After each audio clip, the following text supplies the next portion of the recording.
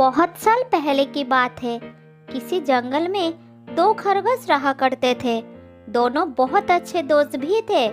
उनमें से एक का नाम था ढोलू और दूसरे का नाम था भोलू। ढोलू हर काम बहुत अच्छी तरह से करता था। वह बहुत ईमानदार भी था और भोलू बहुत आलसी था। उस दोनों के अलावा जंगल में और भी बहुत सारा जानवर रहते थे। वो सब मिलजुल कर एक दूसरे के सहायता करके रहा करते थे। शाम के समय बंदर पेड़ के डाली पर बैठकर पहरा दिया करता था, क्योंकि शेर शाम होने के बाद ही शिकार करने के लिए बाहर आता था। जब भी शेर उस तरफ आता था, तब बंदर पेड़ के ऊपर से शोर मचाकर सबको सावधान कर देता था।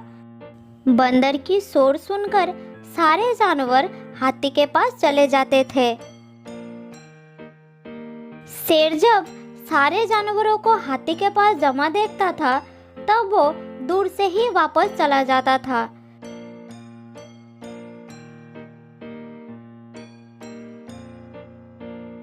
इसी तरह सब मिलजुल कर एक दूसरे की हिफाजत करते थे। इसी तरह दिन गुजर रहा था।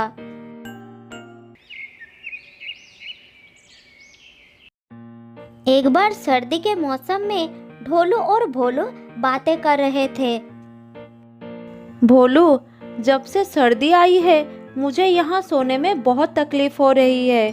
बाकी सभी जानवर अपने अपने घर में आराम से सोते हैं, कोई गुफा में, कोई घोंसले में, कोई पेड़ पर। क्यों ना हम दोनों सोने के लिए कोई आरामदायक जगह बना लेंगे तो कैसा होगा? हाँ भाई ढोलू, बात तो सही है, लेकिन नया घर ढूंढने में बहुत समय लगेगा और फिर बनाने में भी बहुत समय लगेगी। मुझसे इतना परिश्रम नहीं होगा, मैं इसी में ठीक हूँ। उसकी बात सुनकर ढोलू समझ गया कि ये आलस की वजह से ऐसा कह रहा है। तब उसने बोला, ठीक है दोस्त, जैसे तुम्हारी मर्जी, लेकिन मैं तो अपने लिए घर का इंतजाम करने जा रहा हूँ। तुम भी मेरे साथ जा सकते हो।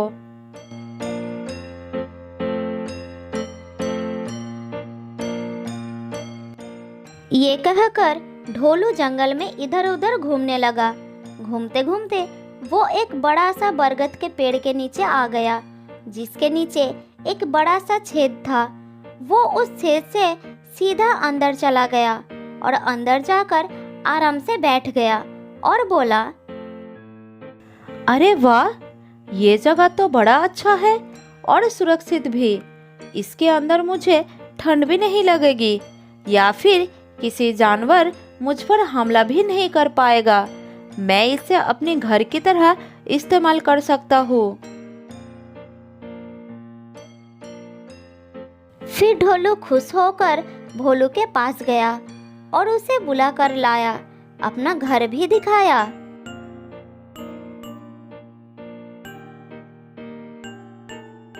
दोस्त ढोलू, तुमको तो बहुत अच्छा घर मिल गया, लेकिन इसमें सिर्फ एक ही रह सकता है, क्योंकि ये जगह बहुत छोटा है।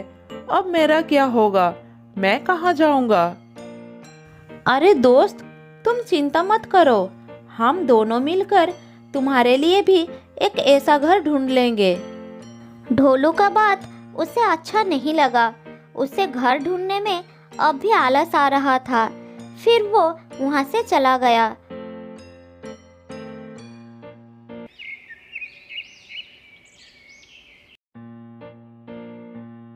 अगले दिन उसने एक चाल चली।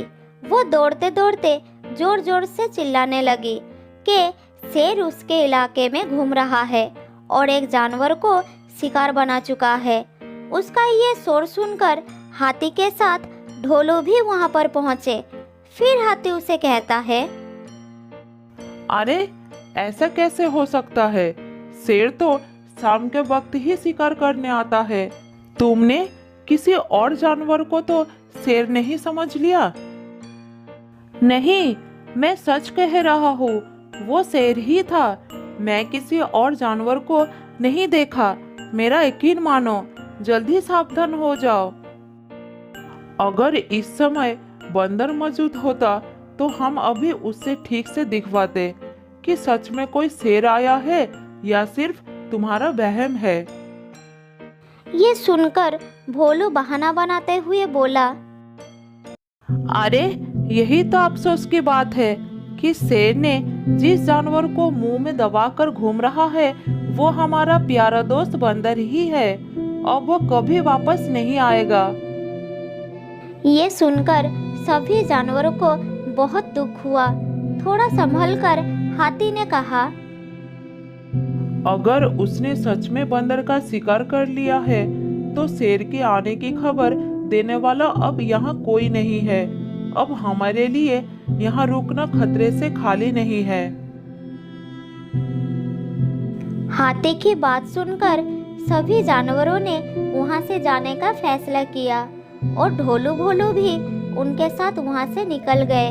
जाते जाते शाम हो गई। सभी अपने अपने सही जगह देखकर ठहर गए और ढोलू भी पेड़ के नीचे बैठ गया। तब भोलू उसे बोला, ढोलू, तुमको तो यहाँ घास के ऊपर आराम से नींद आ जाएगी। अब मैं भी कहीं जगह देखकर सोने जा रहा हूँ। कल सुबह तुम कहीं जाना नहीं, मैं यहीं आकर तुमसे मिलूंगा। ठीक है भोलू, थोड़ा संभल कर जाना, यहाँ खतरा है। फिर भोलू वहां से चलना शुरू कर दिया और ढोलू के ढूंढा हुआ घर में जाकर आराम से बैठ गया। इधर बंदर का पहरे देने का समय हो गया। वह वहीं अपने जगह पर आकर बैठ गया। फिर उसने देखा कि जंगल के सारे जानवर वहां से गायब है। तब उसने शेर को उसी तरफ आते हुए देखा। शेर तो इसी तरफ आ रहा है, लेकिन जंगल के सारे जानवर गायब कहाँ हो गए? मुझे तो कुछ समझ में नहीं आ रहा है। तब बंदर ने थोड़ी दूर में भोलू को घूमता हुआ देखा तो वो चिल्लाकर बोला, भोलू, जल्दी से कहीं छुप जाओ, नहीं तो यहाँ से भाग जाओ। शेर तुम्हारी तरफ आ रहा है, जल्दी भाग जाओ। बंदर की बात सुनकर भोलू डर गया और उसको शेर सामने से आता हुआ नजर आया। अचानक शेर उसके सामने आ गया। तब वो भागकर बरगद के पेड़ के उस घर में घुस गया और शेर भी उसके पीछे आकर उसमें घुसने की कोशिश करने लगा। लेकिन पेड़ का छेद तो इतना बड़ा नहीं था कि वो उसके अंदर जा पाता, इसलिए बाहर खड़ा होकर दहाड़ने लगा। भोलू उसको देखकर डर गया और जोर जोर से मदद के लिए पुकारने लगा। तब पेड़ के ऊपर से बंदर ने देखा कि पेड़ के अंदर से भोलू की आवाज आ रही है और शेर उस पेड़ के नीचे घात लगाकर बैठा है। तब उसने देर नहीं की, पेड़ से उतरकर बाकी जानवरों को ढूंढने निकल पड़ा।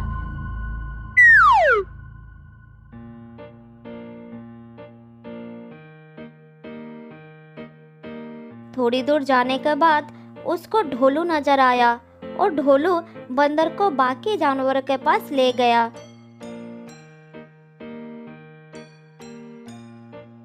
बंदर को जिंदा देखकर सभी खुश भी हुए और हैरान भी। दूसरी तरफ भोलू उस घर में बैठकर सोच रहा था कि वो झूठ बोलकर सब जानवर को वहां से ना भगाया होता तो आज वो इस मुसीबत में नहीं फंसता। इधर शेर पेड़ के नीचे घर के बिल्कुल सामने वैसे ही बैठा हुआ था। कुछ देर बाद जमीन में अजीब सा धम धम आवाज होने लगी। अंदर से भोलू समझ गया कि धरती हाथी के दौड़ने की वजह से हिल रहा है। बाहर शेर ने पीछे मुड़कर देखा कि हाथी कई जानवरों के साथ उसकी तरफ भागा आ रहा है। हाथी ने पास पहुंचकर शेर को एक टक्कर मारी। जिससे वो दूर जाकर गिरा।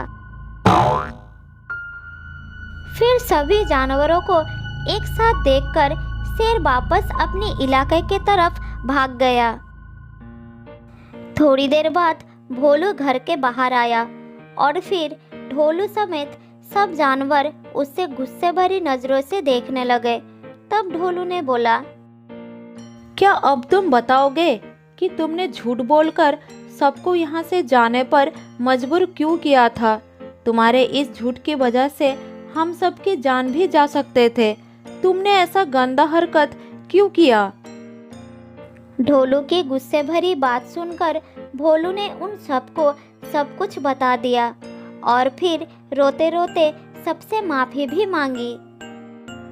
अगर तुम सब सही समय पर नहीं आते तो वो शेर मेरी आखिरी सांस तक यहाँ बैठा रहता और इस घर के अंदर ही मेरी मौत हो जाती। मैं वादा करता हूँ कि आज के बाद कभी आलस नहीं करूँगा और ना ही कभी अपने फायदे के लिए झूठ बोलूँगा। मैं तुम लोगों के सामने हाथ जोड़कर माफ़ी चाहता हूँ। माफ़ कर दो मुझे, फिर ऐसा कभी नहीं होगा। ठीक है भोलू, अगर तुम आलस को छोड़कर मेहनत करने का वादा करते हो तो हम तुमको माफ़ करते हैं। ये घर तुम्हारी ही है दोस्त ढोलू, अब से तुम ही इसमें रहना और मैं अपने लिए अपनी मेहनत से ऐसा ही घर बनाऊंगा। इतना सुनकर बाकी सब जानवर बहुत खुश हो गए और उस दिन के बाद फिर से उस इलाके में खुशी से रहने लगे। बहुत साल पहले की बात है। एक घने जंगल में रहता था एक खरगोश। खरगोश एक बड़े पेड़ के नीचे एक छोटा सा बिल में रहता था। उस जंगल में खरगोश का कोई दोस्त नहीं था, वो अकेला रहता था। एक दिन गर्मी के एक दोपहर में खरगोश को प्यास लगी और वो पानी पीने के लिए एक तालाब के पास गया।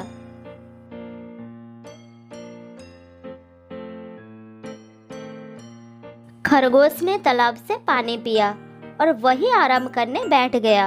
इतने में उस तालाब से एक कछुआ किनारे पर आ गया। सुंदर खरगोश को देखकर कछुआ खुश हो गया। वो उससे दोस्ती करना चाहता था। थोड़ी देर बाद कछुआ खरगोश के पास आया और कहा, खरगोश भाई, कैसे हो? बहुत दिन के बाद तुम्हारा दर्शन मिला। सब कुछ ठीक तो है ना? मैं ठीक हूँ। गर्मी बहुत बढ़ गई है, मुझे प्यास लगा था। मेरे घर के पास का छोटा तालाब सूख गया है, इसीलिए मैं प्यास बुझाने के लिए यहाँ चला आया। लेकिन तुम कैसे हो? मैं ठीक हूँ खरगोश भाई, तुम्हें यहाँ देखकर मुझे बहुत अच्छा लगा। पानी पीने के लिए तुम इधर आए, इस बहाने हमारी मुलाकात हो गई। मुझे अपना दोस्त बना लो, इसी तरह हम मिलते रहेंगे, एक दूसरे के काम आएंगे। देखो कछुआ भाई, मेरी तुम्हारी कोई बराबरी तो है नहीं। तुम मेरी क्या मदद कर पाओगे? आवश्यकता पड़ने पर दौड़ भी नहीं पाओगे। तुम जल में रहते हो और मैं स्थल पर, इसीलिए तुम किसी जल के जीव को अपना दोस्त बना लो, यही अच्छा रहेगा। कछुआ खरगोश से दोस्ती करने की बड़ी उम्मीद लेकर उसके पास आया, लेकिन खरगोश के अपमानजनक बात सुनकर उसका मन दुख से भर गया और वो मुंह लटकाकर वहां से पानी में चला गया।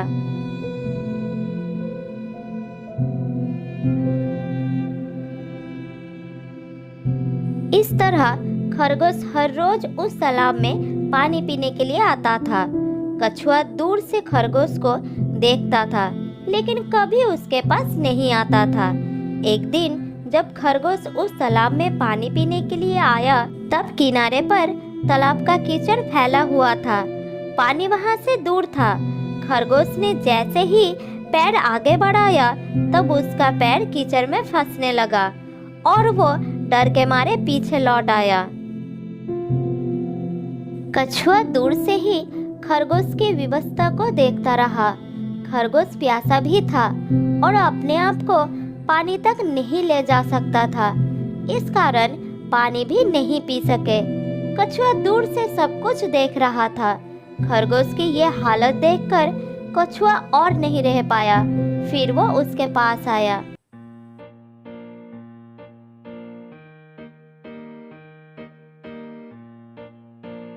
खरगोश भाई, मैं दूर से तुमको देख रहा था। तालाब के किनारे कीचड़ होने के कारण तुम आगे नहीं जा पाए और प्यासे रह गए। मैं तुम्हारे पास आ गया हूँ। तुम मेरी पीठ पर बैठ जाओ, मैं तुम्हें पानी तक ले जाऊंगा, तब तुम अपनी प्यास बुझा लेना। खरगोश ने कछुए की बात पर गौर किया। वो समझ गया कि बात सही है। उसके पैर कीचड़ से गंदा होने से बच जाएंगे। उसकी प्यास भी तालाब के पानी से बुझ जाएगी। फिर वो इस बात पर राजी हो गया।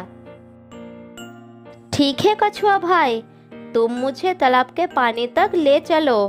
देखो, मुझे पानी में गिरा मत देना। नहीं नहीं खरगोश भाई, तुम निडर होकर मेरी पीठ पर बैठ जाओ, मैं तुम्हें नहीं गिराऊंगा।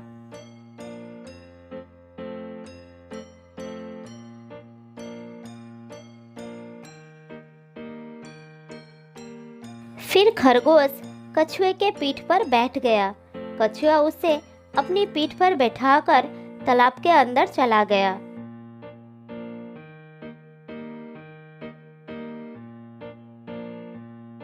कछुए ने पानी के अंदर पहुंचकर बड़े आराम से खरगोश को स्वच्छ पानी पिलाया। पानी पीने के बाद खरगोश बहुत खुश हो गया। फिर वो कछुए के पीठ पर बैठे बैठे किनारे पर चला आया।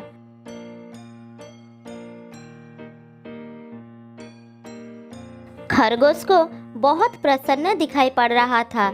आज उसे कछुए के कही हुई एक दूसरे के काम आने वाली बात याद आ गई।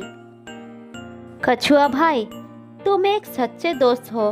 तुमने उस दिन सही बात कही थी। मेरे ऊपर अभिमान का पर्दा था। मैंने तुम्हारी महत्व को नहीं जाना था। आज तुमने मेरी आंखें खोल दी है। तुमने आज मेरा बहुत मदद की है। उस दिन मैंने तुम्हारा दिल दुखाया था, इसलिए मैं तुमसे माफी चाहता हूँ। अरे नहीं भाई खरगोश, दोस्त ही एक दूसरे के काम आते हैं। आज मेरी बारी थी, कल तुम्हारी आ जाएगी। क्या तुम्हें मेरी दोस्ती स्वीकार है? हाँ हाँ, बिल्कुल स्वीकार है दोस्त। चलो, आज मैं तुम्हें मेरे घर ले चलता हूँ। क्या तुम मेरे साथ चलोगे मेरे घर? हाँ हाँ मेरे दोस्त, मैं तुम्हारे घर जरूर जाऊंगा। फिर खरगोश अपने दोस्त कछुए को अपने घर ले जाता है। वहाँ दोनों बहुत मस्ती करते हैं और एक साथ खाना खाते हैं। ऐसे ही कुछ दिन बीत जाता है।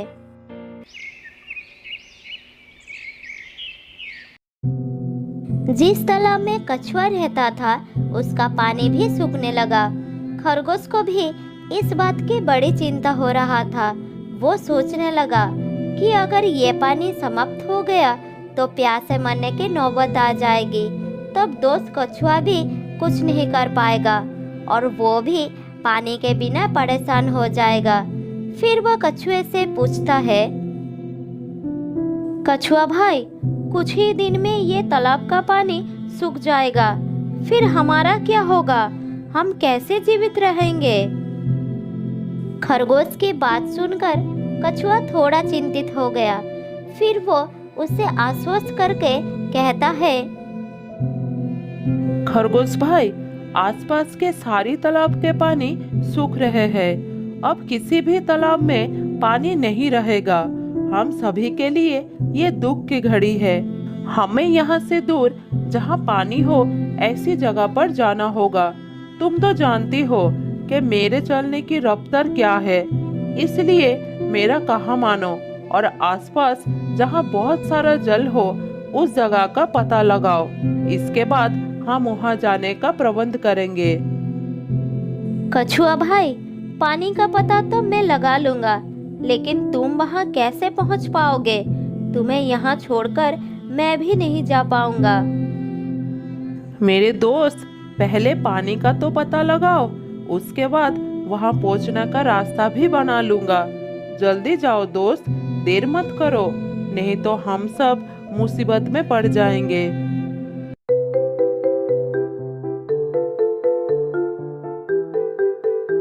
खरगोश बिना देर किए तेज रफ्तार से चलने लगा।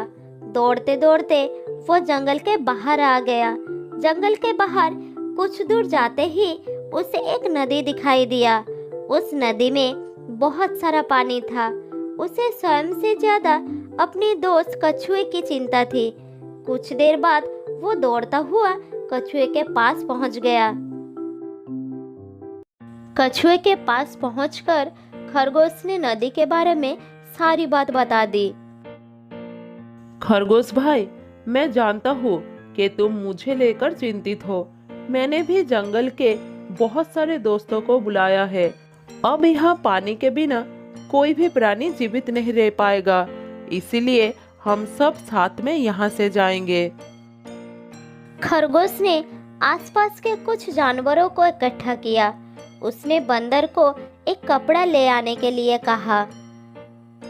बंदर भाई, तुम एक कपड़ा लेकर जल्दी आओ। ठीक है खरगोश भाई, मैं पास के गांव से एक कपड़ा लेकर आता हूँ।